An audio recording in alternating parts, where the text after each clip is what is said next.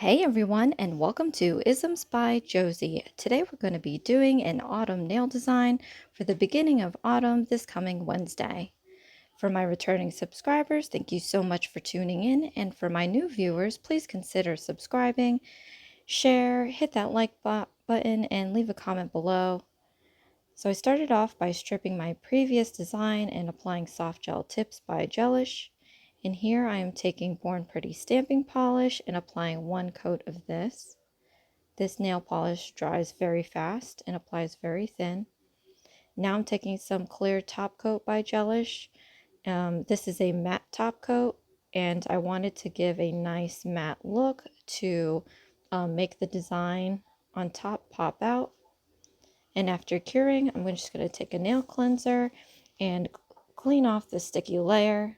And once you do that, you will then see the matte coat come through. So here I'm taking some French tip stickers, and I'm going to be doing a V-shaped tip. And this is one way you can do it. I know that they sell some pre-made French pointed tip stickers. I have some of them, but they don't have the steep triangular shape that I wanted. So today I'm just showing mostly just the first nail because it's pretty repetitive for the other nails, and I didn't want this to be a long video. But here I am taking an X-Acto knife. I would not suggest doing this if you've never used one before. I do architecture, so in college this was our best friend and our worst enemy at the same time. I thankfully have never cut myself on X-Acto knives and box cutters. This is how we would make our models of buildings. But I'm using this to chop away the excess pieces.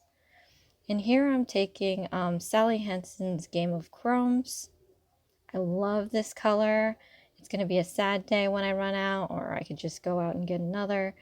But I'm using this as my accent nail. And now my applications for my background colors are a little heavy, but that's okay because once I top coat with the gel, I can just easily nail cleanse the excess on my skin off. So here I'm taking Born Pretty stamping polishes, and I have my Born Pretty plate. This is BPL047, and I wanted to use this leaf stamp, and I just applied different colors. These are metallic colors, and I'm mixing it up like that. I swiped it one way and then swiped it another just to mix up the color, because as fall comes around, all those pretty little green tree leaves are going to be turning a beautiful set of colors. I may not like the temperatures in autumn, but I definitely love all the colors in autumn. I don't know if anybody else agrees, but not in just the leaves that happen. The sunrise and sunsets are just a little bit more vibrant to me than they are in the winter or the summer, and even spring. So I love, it's just a color overload autumn time, so I just really enjoy the season in that aspect. So I'm just going to apply some gummy jelly and shiny. We're going to be laying down some rhinestones. I haven't had any rhinestones for the last 2 videos, I believe, or like 3 videos, because the one before was like a 2-parter. But I am in a dry spell of rhinestones, and you know I need my rhinestones. So we're going to just make a combination of all these colors here. I didn't know what I was going to do, what the formations were going to be. All I know is wanted clusters of these different colors to go along with the metallic leaves that I stamped onto my nail. And as you saw earlier, I took that Game of Chromes and I applied a very thin line to define the areas between that V-tip and the base nail. And here I'm just arbitrarily placing different size rhinestones as I see fit. If you want to learn about rhinestone placement, I do have a series. No, I have a video I'll post at the end of this video where I show you how I place my rhinestones and my methodology behind it. And this is so great because I have these really interesting rhinestone colors that I feel like I never get to use other than the red. I saw these really bright yellow ones that I ended up not using because I love the color. I just have no idea in what design I would use them for. So here I just moving on to the middle nail. This is more like I love my middle fingernail to be the accent for rhinestones. So I always try to make a pretty design and capitalize on the space. The only other space that you have that's fun to play with is your thumbnail, because the thumb and the middle finger tend to be the larger size nails to decorate. So that's another methodology that I actually didn't have on my rhinestone nail video. But for these two nails, you definitely want to capitalize on the space and come up with some really nice, extravagant or dramatic kind of a design.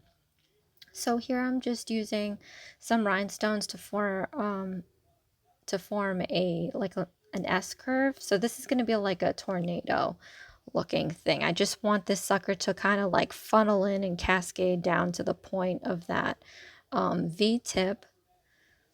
And with these colors, I don't know, you guys, like I really love the color combinations.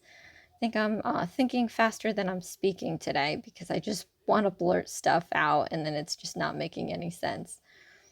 So I'm adding extra gummy jelly and shiny for spaces that I may have missed, or pieces that I want to add on these sides here that don't have it yet. I don't normally like to leave a large piece like naked, I guess you can say. So I like to flank it with smaller pieces. And now that I'm speaking about this right now, oh, this would so look good with some gold caviar beads, and I didn't use that opportunity. How unfortunate. Oh my gosh. I'm really kicking myself for that. Like, I just started using caviar beads not too long ago, and I love it. Like, I've seen so many videos of people using caviar beads. I'm like, those things are just so mad tiny. How would you be able to place those? And it's actually really easy. You just need a wet brush. But caviar beads would have totally made this design. So that's my bad, unfortunately. And I have different size caviar beads. So for, like, let's say the middle finger, I could have went down in size towards the V tip with those caviar beads. It would have looked so hot. Oh well. I think this design is pretty good in itself already. There's a lot of techniques in here. We have that stamping polish, we have line detail work, we have rhinestone work, we have the matte background. I don't know if mixing too much medium in one design is gonna end up looking great, but that could be a challenge. Like, you have to, like, for one nail, do a ton of different techniques. And I'm not a nail tech, so I wouldn't even know, but I can imagine that would be so much fun. If anybody that ends up doing a design challenge of applying, like, let's say 13 or 12, some bad number of techniques on one nail, let me know, because I would love to watch that. So again, on this thumbnail, since it is a large nail, it's like, oh my gosh, I have all this space to do and I have no idea what I'm going to put on it. So why don't we invert the tornado? It's not going to be a swirly tornado. It's just going to be a straight, like trombone shape funnel down.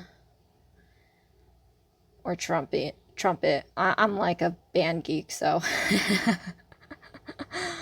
I know what these things look like. Of course, you could also know what they look like not being in a band, but I take pride in my band days. There was band camp and all that jazz. It was all right. It wasn't really a camp though. Those are like, we had some just like, yeah, just show up in the parking lot. Anyway,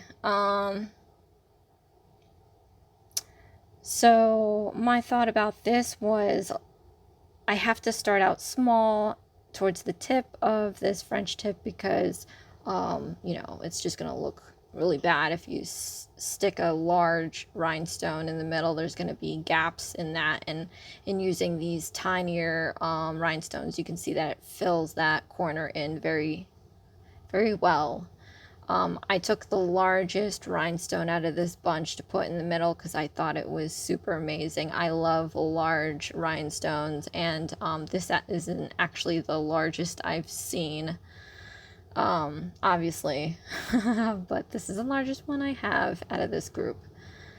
So I'm flanking it with smaller stones, and as I'm doing this, I'm like, wow, this really doesn't look that great to me. It just looks like a sunflower now or something, or like a form of flower. Now it just looks like a pendant, and I'm just like, I'm not feeling it. I don't like that it's just this one big rhinestone that's super bright, by the way, and then it has all these pretty colors around it. So I am going to be taking it off. That's probably why it disappeared for a little bit. I'm going to remove this middle rhinestone here, and I'm just going to put little smaller ones in the middle. They're still a little bit larger than the rest, but it's adding more color, more texture. So for my accent finger, I actually forgot about it. This is supposed to be like the feature finger, but so I put my top coat on there, nail cleansed it, and then I'm gonna just apply a little bit here. It's so funny. My accent nail is gonna be probably at least for me, the most boring. Because I'm just putting some gummy jelly and shiny at the base near the cuticle. And I figured I'm just gonna put the colors, like one of each color at the base, and make a little crown, and that's gonna be it. Subtlety. And then as I'm placing this, I'm looking at it, I'm like, ooh, red, orange, and then it's like a very faint yellow or beige, and I'm like, oh, I probably should have put that in the middle, and I didn't, even though I was saying it, because it kind of camouflages with the Game of Chrome's color, so maybe from a distance you would not think, like I probably lost a rhinestone there. At any rate, so I'm putting some Nourish Cuticle Oil by Gelish onto each finger, and then I'm going to be rubbing this in.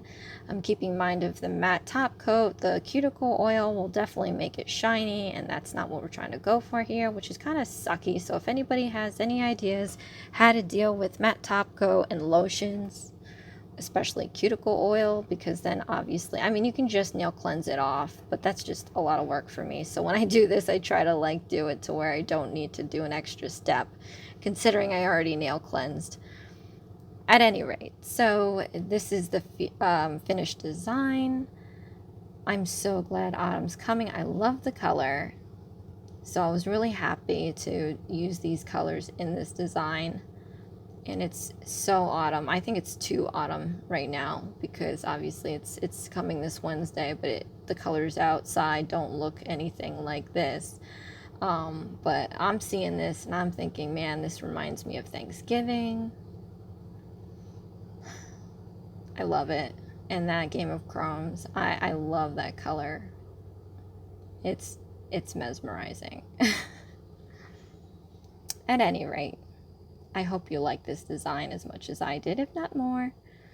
Thank you so much for watching. This is Isms by Josie. Please share, like, and subscribe for future videos.